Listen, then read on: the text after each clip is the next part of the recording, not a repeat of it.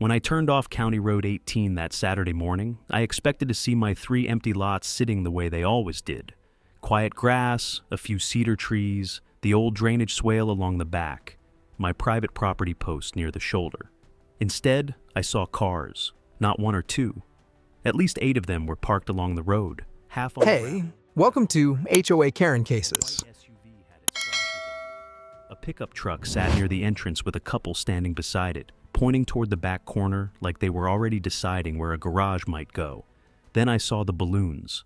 Blue and white balloons were tied to a signpost that had not been there the day before. Below them was a sign so large it looked like it belonged outside a new subdivision. For sale. HOA Development. Lots 3 premium buildable parcels.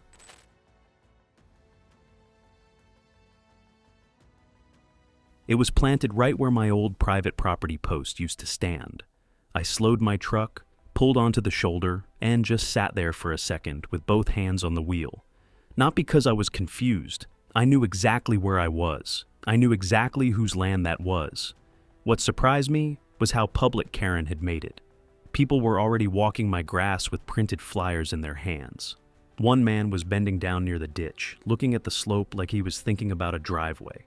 A woman in a red sweater held a flyer against the wind and asked another couple, "Do you think they'll allow ranch-style homes?" They were not trespassing like teenagers cutting across an empty field. They were shopping, and Karen was selling. She stood beside a folding table near the front of the lot. She had HOA brochures stacked in neat piles, a coffee jug, paper cups, and a clipboard tucked against her chest. She wore a navy blazer even though the morning was cool and damp, and she had that stiff smile people use when they want to look official. When she saw my truck, the smile tightened. I stepped out with a plain brown folder under my arm. A man near the sign looked at me and said, "Are you with the HOA?" "No," I said. "I'm the owner of these lots." That got attention. The woman in the red sweater lowered her flyer. Another man turned around from the back of his pickup. Karen started walking toward me fast, her heels sinking a little into the soft ground. "You need to leave," she said before she even reached me. "This is a scheduled HOA property event." I looked past her at the sign. "On my land?" Her face did not change much, but her voice got sharper. "These parcels have been abandoned for years. The HOA has taken steps to recover them for community use." A few buyers heard that. I wanted them to hear the next part too. "Did you tell these people you own the lots?" Karen shifted the clipboard to her other arm. "I told them the HOA controls this property." That was when the sheriff's cruiser rolled up behind my truck.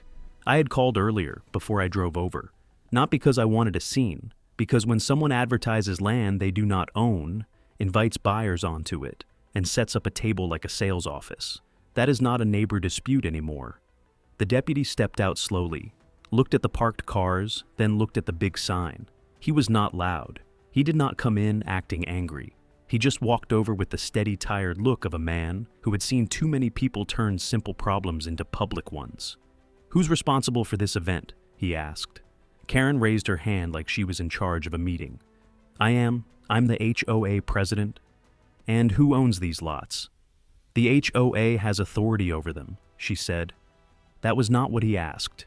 He glanced at me. "Sir?" I opened the folder. No drama, no speech.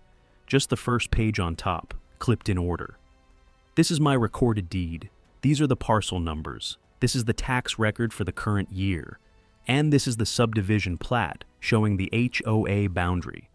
The deputy took the papers and stepped closer to the hood of his cruiser so the wind would not catch them. Karen followed him, still talking. "That map is old," she said. "The board has already voted to recover these lots. They were always intended as common area." The deputy looked up. "Do you have a deed showing the HOA owns them?" Karen blinked once. "We have board minutes." "Do you have a recorded transfer?" "We have the original development plan." "Do you have a court order?" Her mouth opened, then closed. Around us, the buyers had stopped pretending not to listen. Flyers hung loose in their hands. A man near the table quietly set his coffee down. The deputy looked again at my plat, then at the sign. He walked over to it and read the words from top to bottom. "For sale. HOA development lots." He turned back to Karen. "Ma'am, you can't run a sales event on property when you can't show ownership or legal authority to be here." Karen's cheeks flushed. "This is a civil matter. It became my matter when you placed signs, brought buyers onto private land, and represented control you haven't shown." He gripped the signpost with both hands. For a second, no one moved. Then he rocked it once, twice, loosening the dirt around the metal stakes. The balloons bounced hard in the wind. On the third pull, the whole sign came up out of the ground with a wet tearing sound. He carried it over and laid it flat beside Karen's folding table. The bright blue balloons dragged in the grass. One of the buyers looked at Karen and asked, "Were you taking deposits today?" Karen did not answer. The deputy handed my papers back to me and gave Karen a warning not to place anything else on the lots without proof of authority. Then he told the buyers the event was over. People started walking back to their cars, quieter than they had arrived. Some looked embarrassed, some looked angry. One man folded his flyer twice and shoved it into his back pocket like evidence. Karen stood beside that fallen sign, still holding her clipboard, but it no longer made her look official. It made her look caught, and that sign had not appeared by accident. Karen had been building that lie for weeks. Those 3 lots did not look special from the road. That was part of the problem. To most people driving past the entrance of Brook Hollow Estates, they looked like plain empty ground.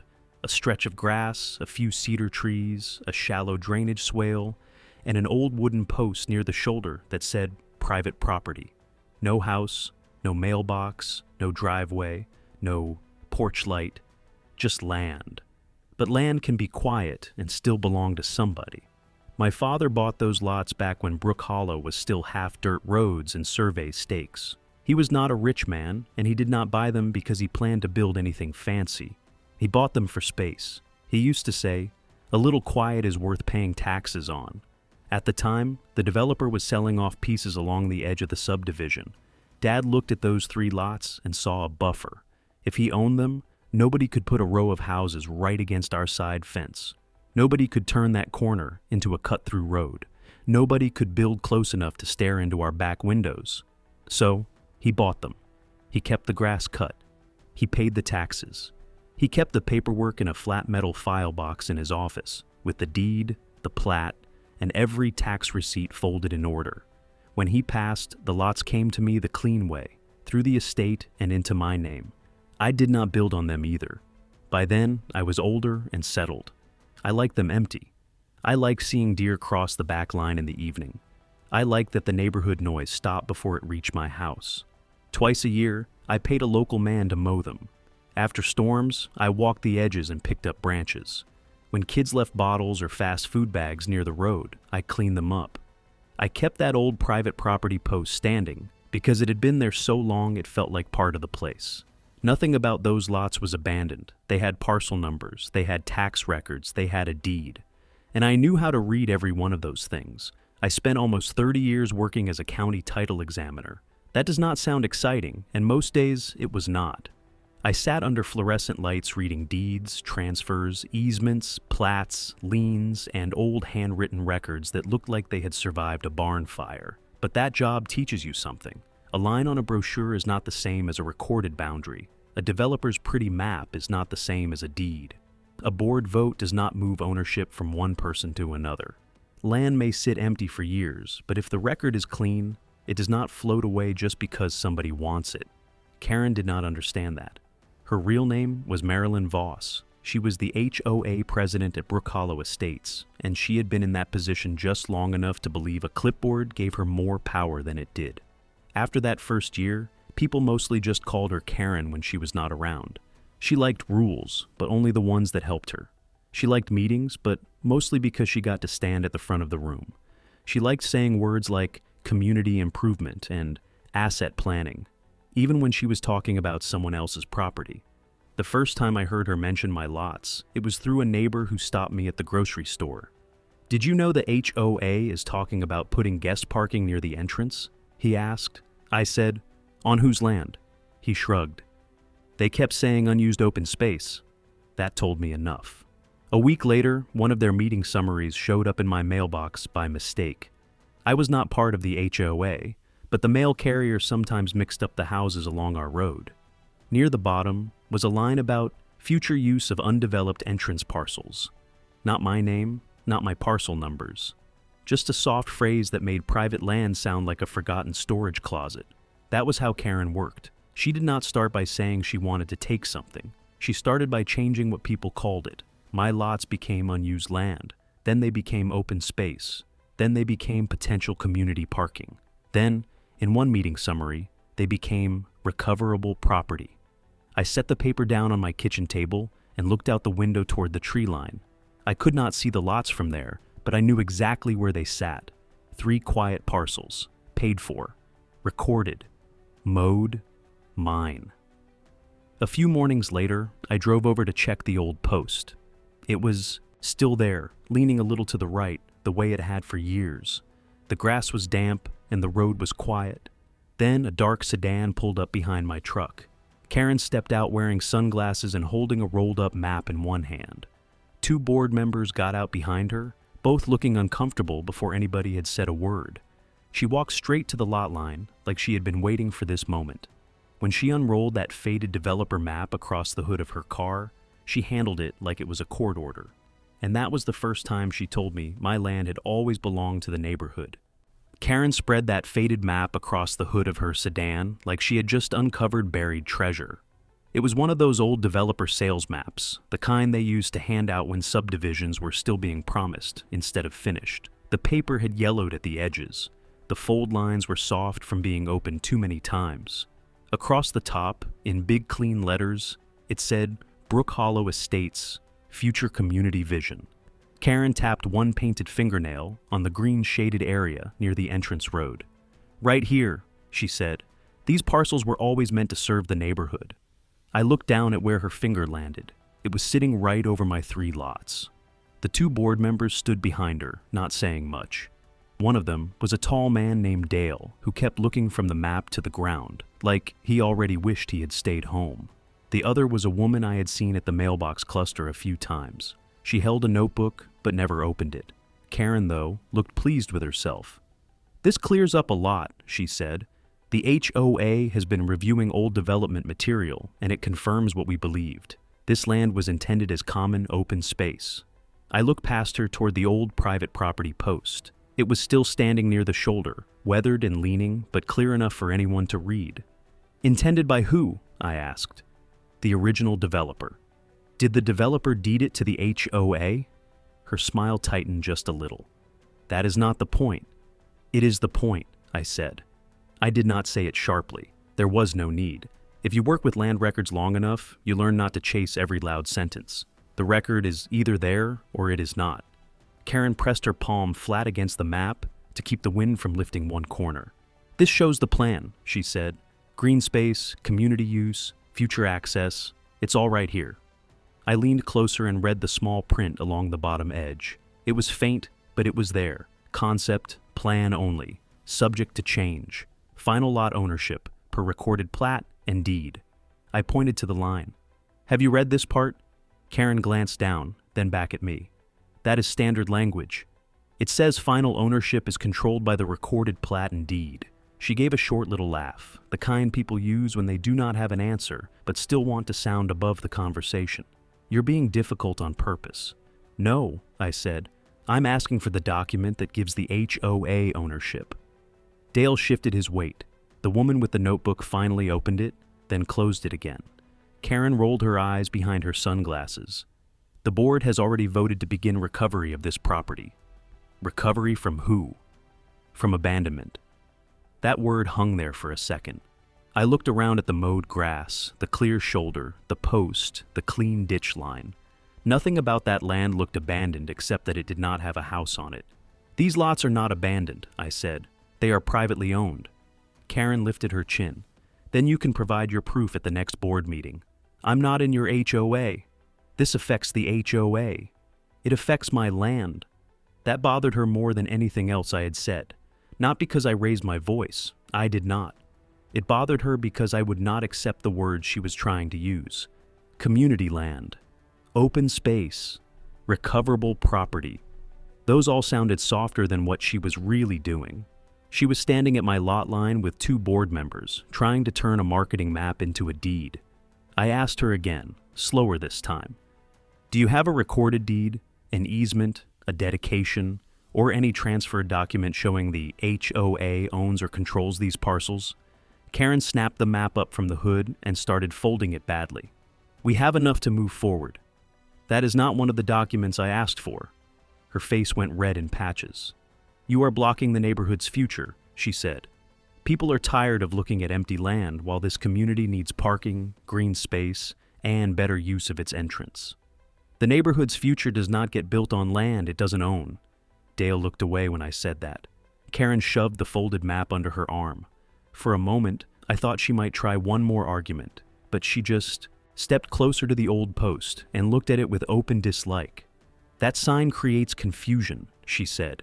It says private property. Exactly, she said. It sends the wrong message.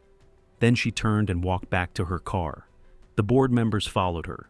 Dale gave me a quick glance before getting in, but he still did not say anything. Karen backed out hard enough for her tires to spit gravel onto the shoulder. I stood there after they left, looking at the old post. It was still in place, for the moment. 2 days later, I drove by after breakfast to check the lots again. The post was gone. For a few seconds, that was all I looked at. Not the road, not the grass, not even the cars passing behind me. Just the empty patch of dirt where my old private property post had stood for years. It had leaned a little. The paint had faded. The bottom edge was rough from rain and mower dust. But it had been clear enough for anybody to understand. Private property. Now, there was only a torn hole in the ground and a few splinters scattered in the grass. Then I looked 10 feet beyond it and saw what Karen had put in its place. A brand new white sign stood on 2 metal stakes, tall and clean and professionally printed. For sale. HOA Development Lots. 3 premium buildable parcels. Under that, in smaller letters, it said, Contact Brook Hollow Estates Property Committee for details. I stood beside my truck and read it twice. Not because I needed to understand it, but because I wanted to remember every word exactly as it was written. Karen had not just claimed the lots in a meeting, she had planted her claim into the ground. Red survey-style flags had been pushed into the grass near the road. They ran in a loose line across the front of the lots, not matching any boundary I knew. A few of them were crooked. One was already bent over from the morning wind. On the left side of the big sign, someone had attached a clear plastic flyer box. It was full. I walked closer but kept my hands in my pockets. That part mattered. I did not pull the sign down. I did not grab the flags. I did not kick the box off the post, even though I wanted to. Karen had made a public move, and I was not going to give her a chance to say I destroyed evidence.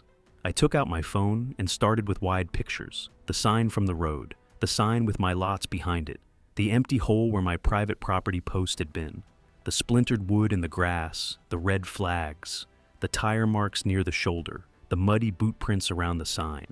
Then, I stepped closer and took pictures of the metal stakes where they had been hammered into the dirt.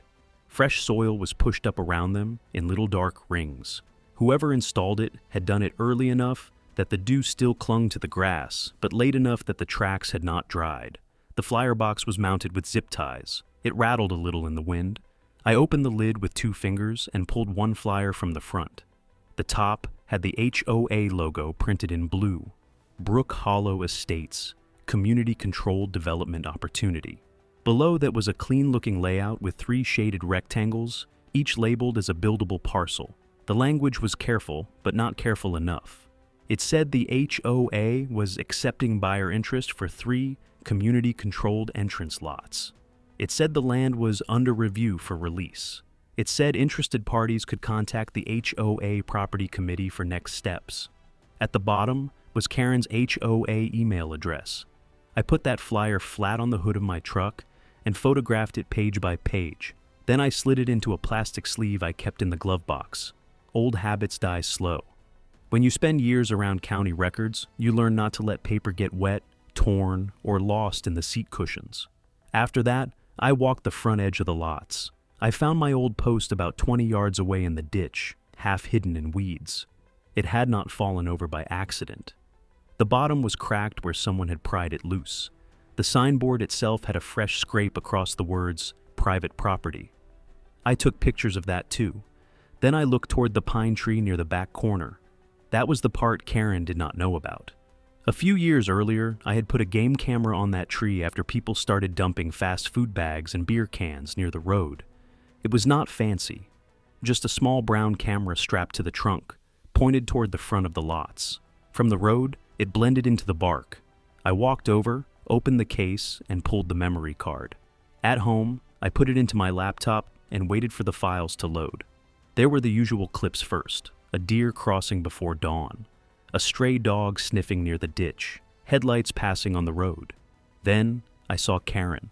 The timestamp showed 6:14 that morning. She stepped into frame wearing the same navy blazer from 2 days earlier, only this time she had work gloves on. A man with a tool belt followed her carrying the new sign.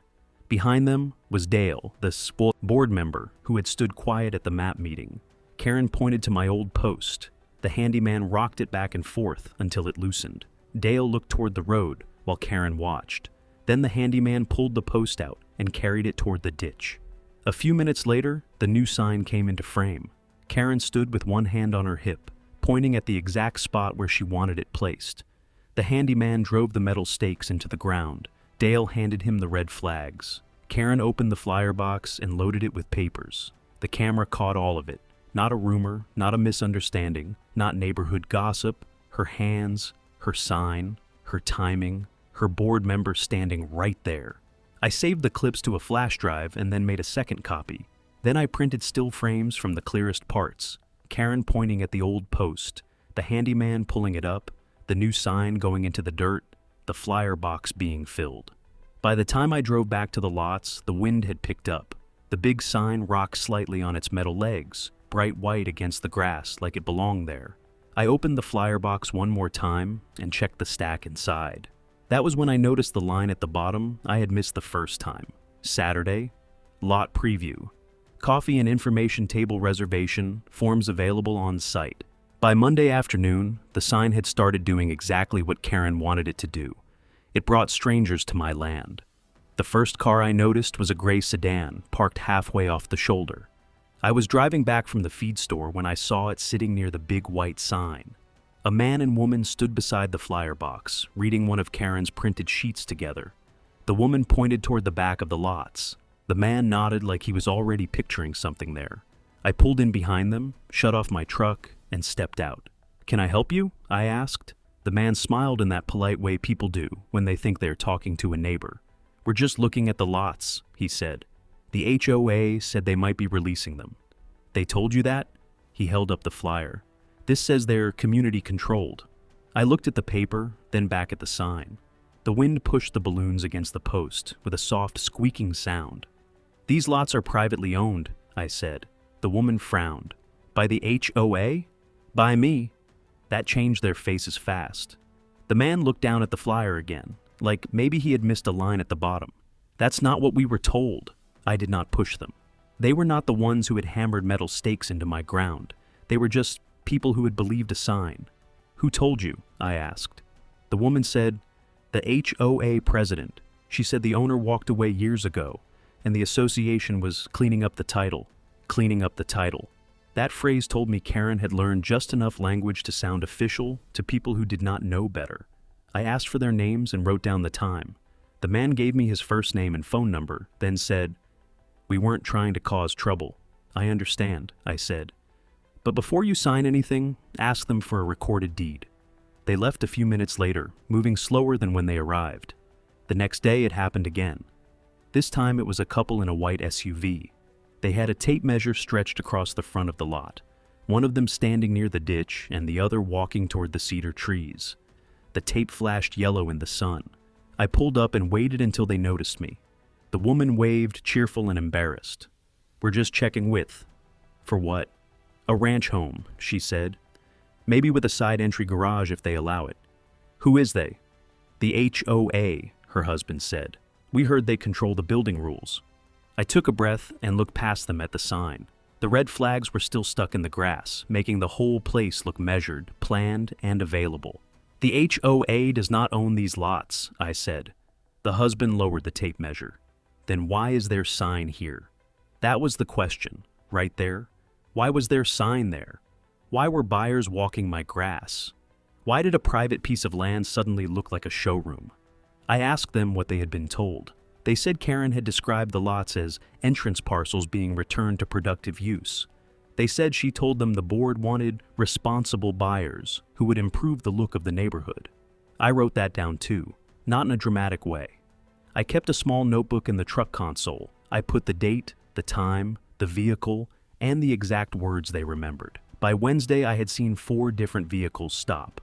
One man asked if detached garages were allowed. Another asked whether utilities were already stubbed in.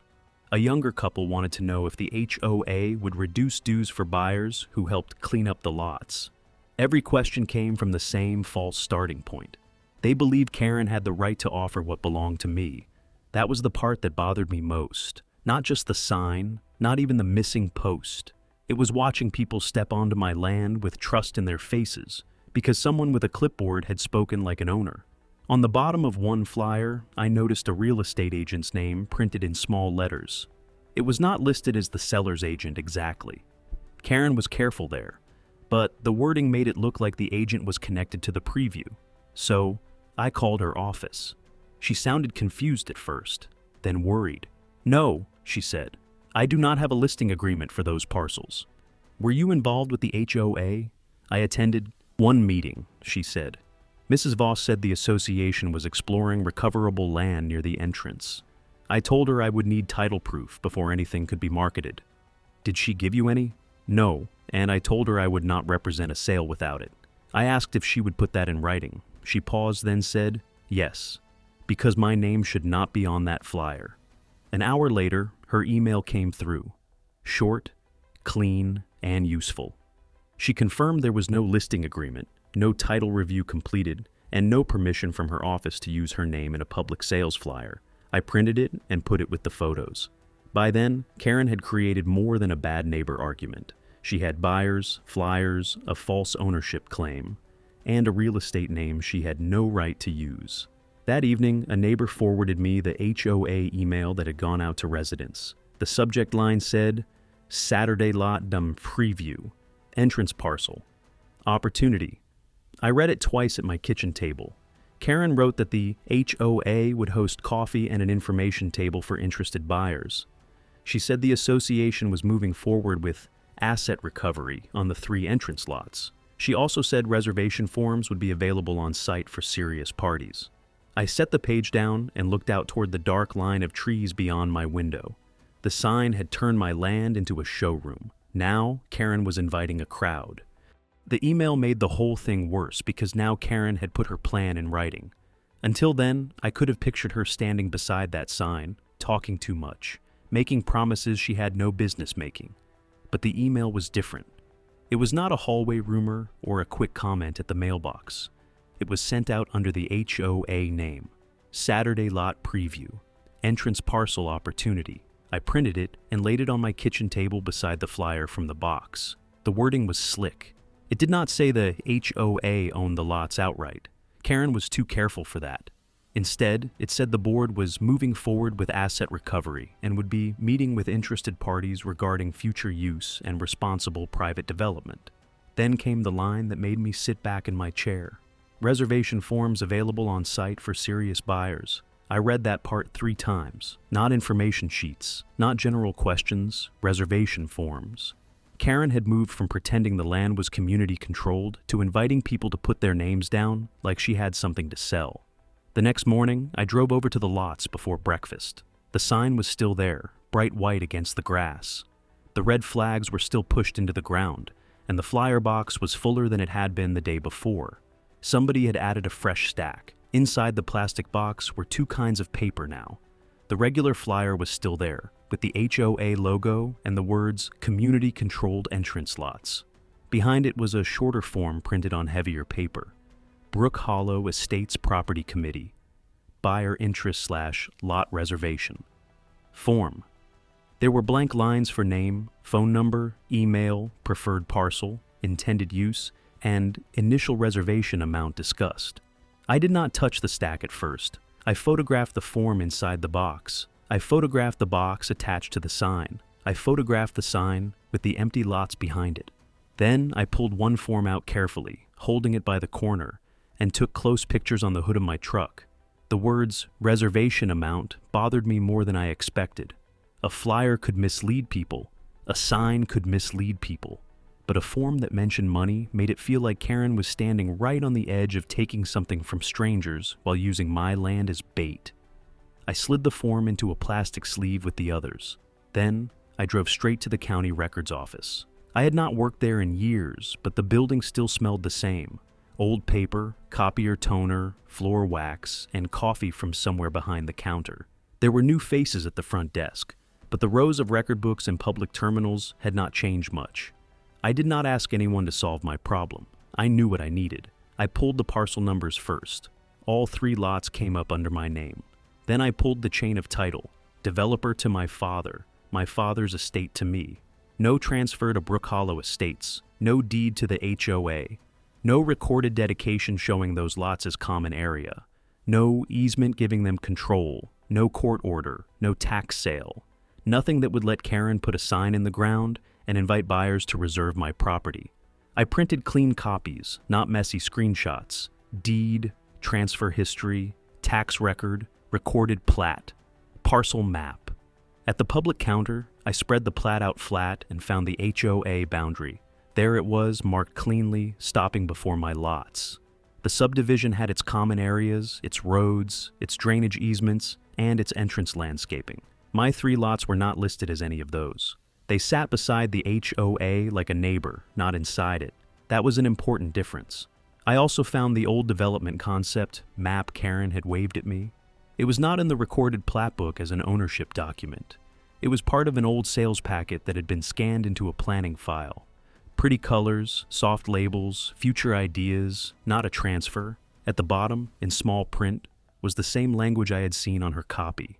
Concept, plan only, subject to change, final ownership per recorded plat and deed. I printed that too. Not because I needed it for myself. I wanted it beside Karen's flyer, where anybody could see the difference between a sales drawing and a recorded document. Back home, I cleared my dining table and put everything in. Order. First, the current deed, then the tax record, then the parcel map, then the recorded plat with the HOA boundary highlighted, then the transfer history from the developer to my father and from my father to me. Behind that, I placed the old concept map with the disclaimer marked in yellow. After the county papers came the scene papers, photos of the missing post, photos of the big sign, photos of the red flags and tire marks, still frames from the game camera showing Karen pointing at the old post, the handyman pulling it up, Dale standing there, and the new sign going into the ground. Then the buyer notes. Then the real estate agent's email saying she had no listing agreement and did not authorize use of her name. Then the HOA email announcing the Saturday preview.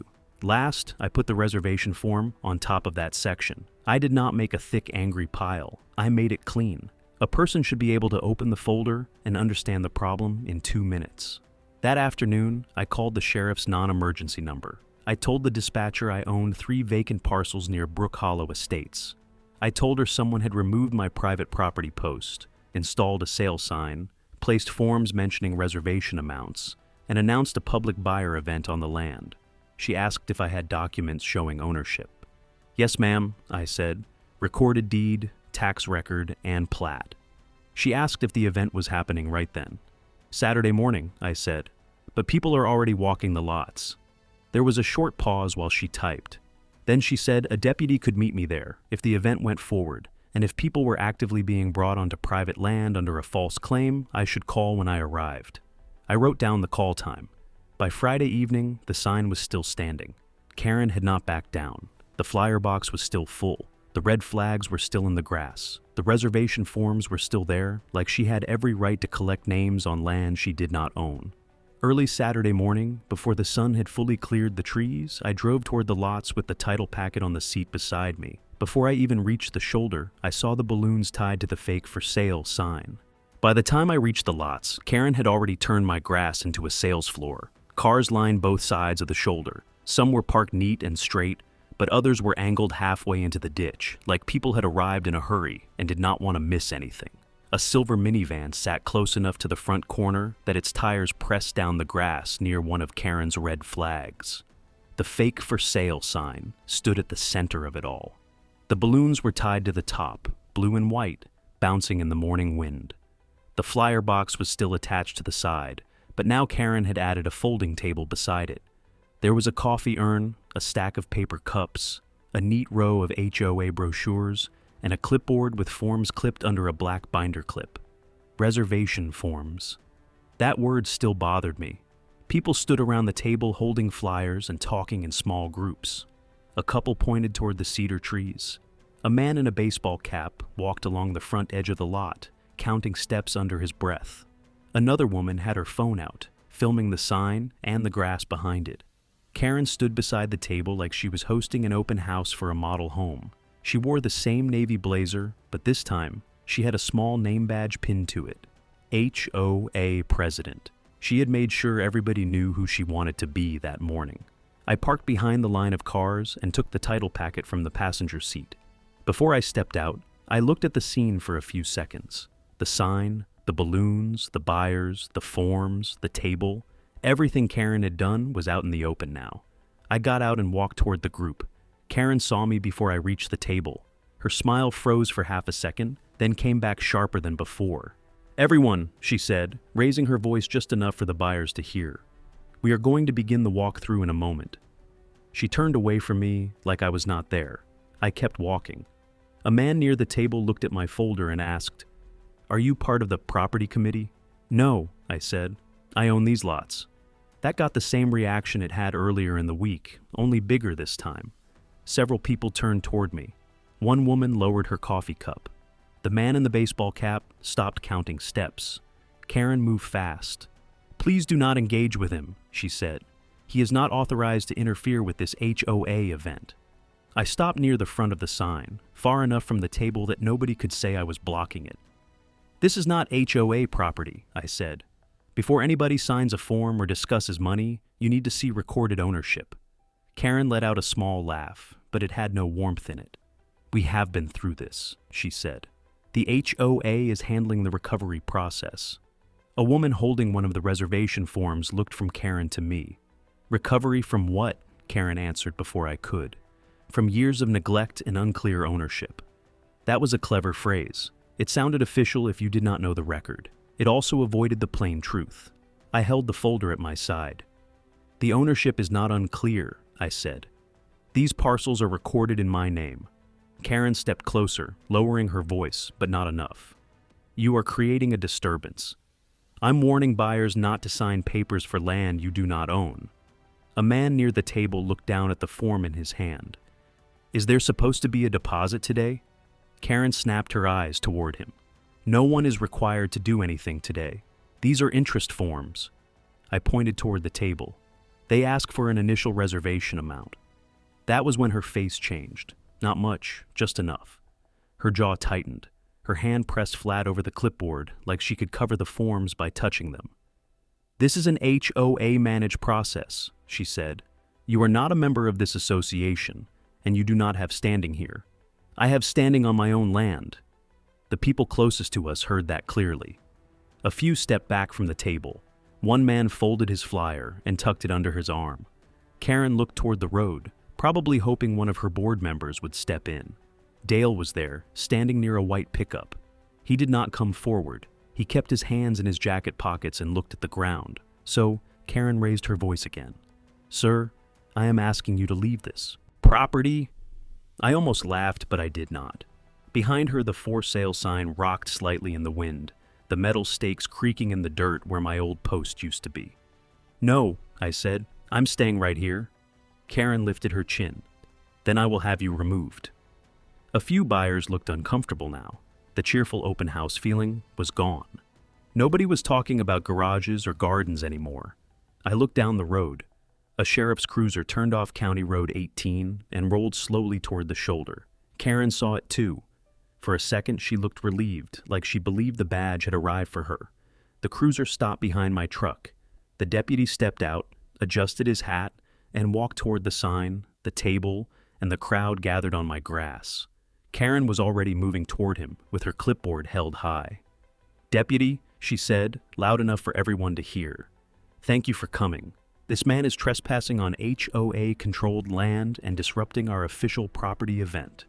Karen said it with the confidence of a woman who still believed the uniform had arrived to back her up. "Deputy, thank you for coming. This man is trespassing on HOA-controlled land and disrupting our official property event." The deputy stopped near the edge of the folding table and looked around before he answered. He looked at the balloons tied to the sign. He looked at the buyers holding flyers. He looked at the reservation forms clipped to Karen's board. Then he looked at me. "Are you the gentleman who called?" "Yes, sir," I said. Karen cut in before he could ask anything else. "This is a private HOA matter," she said. "We have scheduled this event for interested buyers, and he has been harassing people." The deputy turned back to her. "Ma'am, let's start simple. Who owns these lots?" Karen lifted her clipboard a little higher. "The HOA has control over these parcels through the original development plan and board action." "That is not what I asked," he said. That one sentence took some of the shine off her face. A few buyers shifted where they stood. One man lowered his coffee cup and stared at the sign like he was seeing it properly for the first time. The deputy asked again, slower. "Who is the recorded owner of these lots?" Karen's lips pressed together. "The ownership has been unclear for years. The association is working through recovery." He held out his hand. "Show me what you have." Karen looked relieved again, like this was the part where her papers would save her. She opened her folder and pulled out the old developer map. It was folded so many times that one corner curled upward in the breeze. She spread it across the folding table, pushing coffee cups aside with her wrist. "This is the original community vision," she said. "You can see the green area here. These are the entrance parcels. They were intended for future neighborhood use." The deputy leaned over the map. Karen tapped the green shaded part with one finger. "We also have board minutes approving the recovery process," she added, and pulled out 2 pages from an HOA meeting packet. The deputy looked at the map, then at the meeting minutes. "Do you have a deed?" Karen blinked. "We have the development plan." "Do you have a recorded transfer from the owner to the HOA?" "The board has reviewed this." "Do you have a court order giving you possession?" Her voice got tighter. "This is not a criminal issue. This is a land use matter." The deputy stood up straight. "Ma'am, you invited buyers onto property you're advertising for sale. You placed a sign in the ground. You have forms on the table. I'm asking for proof that you have authority to do that." Karen looked toward the buyers like she expected sympathy. She did not find much. The woman in the red sweater was holding one of the flyers with both hands now. A man near the ditch had stepped back onto the road shoulder. Dale stood by his pickup, still saying nothing, but his face had gone pale. The deputy turned to me. "What do you have, sir?" I handed him my folder. I had put the papers in the order I wanted someone to see them. Current deed first, tax record behind it, county parcel map next, recorded subdivision, plat after that. Then the transfer history and a copy of the concept map with the small print disclaimer marked in yellow. The deputy took the folder to the hood of his cruiser because it was flatter than the folding table. I stood a few feet away while he read. I did not crowd him. I did not explain every line. If he had a question, he asked it. "This parcel number here," he said, tapping the tax record. "Matches the deed and the plat," I said. "And this boundary line? That is where the HOA subdivision ends." He looked toward the fake sign. "And that sign is inside these parcels?" "Yes, sir." He looked at the plat again, then at Karen's map. "This green drawing she has is not recorded as common area?" "No, sir. It is a concept plan. The disclaimer is highlighted on the last page." He turned to that page and read it. The wind pulled at the corner of the paper, and he held it down with 2 fingers. Karen came closer. "He is misrepresenting this. That language is standard. The HOA has always treated those lots as part of the entrance area." The deputy looked at her. "Treating land like yours does not make it yours." Karen's face hardened. "That is not your decision to make." "No," he said, "but I can decide whether this sales event continues today while you can't show ownership or permission." A buyer near the table spoke up. "Were we going to be asked for money?" Karen turned fast. "No one was being forced to pay anything." "That isn't what he asked," another man said. The first buyer held up the form. "This says initial reservation amount discussed." Karen reached toward him. "Those forms are preliminary." He pulled it back before she could take it. The The deputy saw that. "Ma'am," he said, "I need you to step away from the table." Karen did not move. "This is outrageous," she said. "He is manipulating you with selective paperwork." The deputy closed my folder and handed it back to me. Then he walked to the sign. For the first time that morning, Karen looked unsure. "Deputy," she said, "that sign is HOA property." He stopped beside it and read the words out loud enough for the nearest buyers to hear. "For sale, HOA development lots, 3 premium buildable parcels." He turned back to her. "You place this on land you have not shown authority to control. We are in the process. The process is over for today." He gripped the metal frame with both hands and rocked it forward. The stakes held for a second. The soil around them cracked loose. The balloons bounced hard above his shoulder. Karen took one step toward him. "You cannot remove that." He looked at her once. "Do not interfere." That stopped her. He rocked the sign again. This time, one stake lifted with a wet scrape. On the third pull, the whole frame came out of the ground. Clumps of dark dirt stuck to the bottom.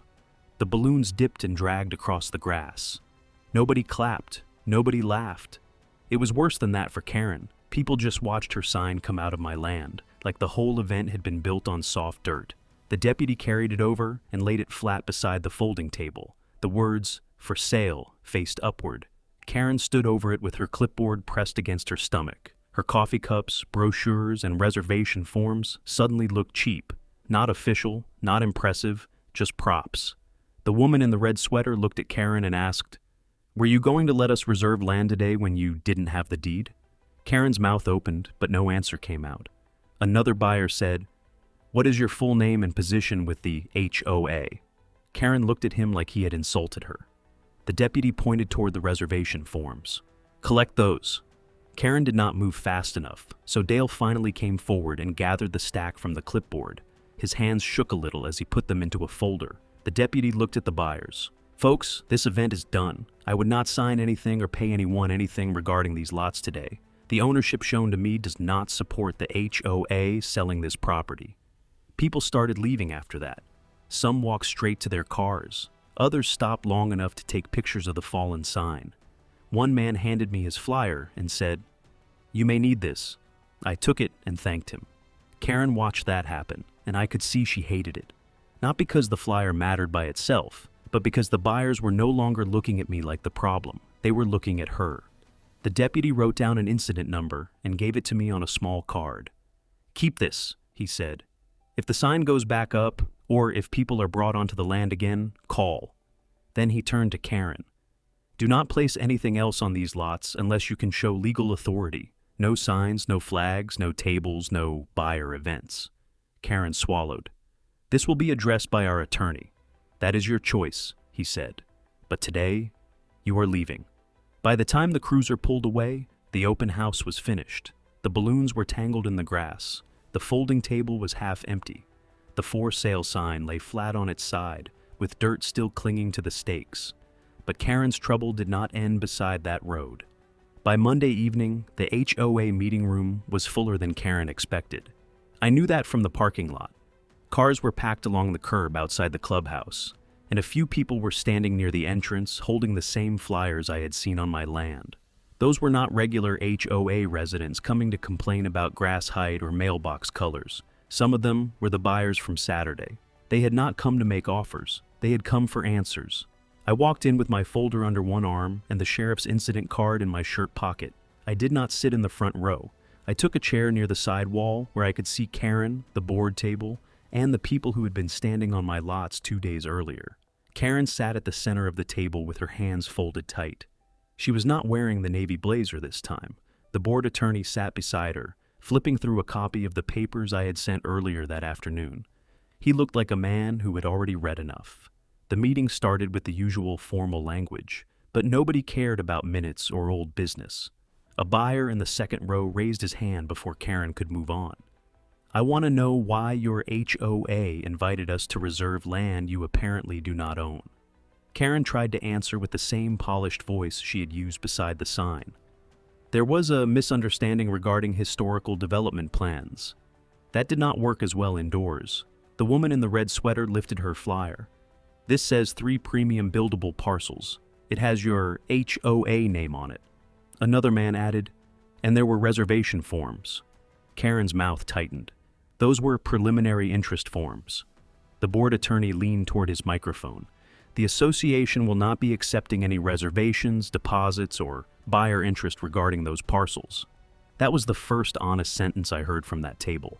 Then the real estate agent stood up near the back of the room. She had come because her name had been used on the flyer, and she was not happy about it. "I want the record to reflect that I had no listing agreement for those lots," she said. "I did not authorize my name to be used in public marketing material, and I told Mrs. Voss I would require title proof before any sale discussion." Karen looked down at her papers. The attorney turned one page over and asked me to step forward. I did. I placed my folder on the table, opened it, and laid out only what mattered: current deed, tax record, recorded plat, transfer history, the old concept map with the disclaimer highlighted, photos of the sign, still frames from the game camera, a copy of the sheriff incident number. No speech was needed. The papers were plain enough. The attorney looked at Karen and said, "The association cannot sell land it does not own." Karen finally looked up. "The map created confusion," she said. "It showed those lots as part of the neighborhood entrance plan." I slid the highlighted concept map across the table. The bottom line says final ownership is controlled by recorded plat and deed. The attorney read it, then set it down. A board member at the far end rubbed his forehead. Dale would not look at me. He had been in the video. He knew exactly how that sign got there. After that, the board moved faster than Karen wanted. They voted to cancel all activity related to the 3 lots. They agreed to send a written correction to every resident and every buyer who had contacted the HOA. The letter had to say the HOA did not own the parcels, did not have authority to market them, and had no right to invite buyers onto them. They also agreed to reimburse me for the damaged post, certified title copies, recording fees, and the legal consultation I had paid for after Saturday. Karen objected to that part. The attorney looked at her and said, "The alternative is worse." She stopped objecting. Before the meeting ended, the board removed Karen from anything involving property, land use, entrance planning, or development review. She stayed in her chair while they voted, but her face had gone flat. The clipboard voice was gone. The open house smile was gone. 2 days later, I received the correction letter. A week after that, I recorded a simple notice with the county referencing my ownership and the parcel numbers, so nobody could pretend the lots were unclear again. Then I went back to the shoulder, where my old post had been pulled out. The ground still showed the marks from Karen's sign stakes. I set a new metal post in concrete, nothing fancy, just strong enough to last. The sign on it was small, clean, and easy to read. Private property ownership recorded with county. I stood there a while after I finished, looking across the grass. The lots were empty again. No balloons, no flyers, no buyers walking the ditch line, no folding table pretending to be a sales office. Just quiet land, paid for and recorded. Karen thought empty land was easy to take because it did not make noise, but a county record does not need to shout to be real.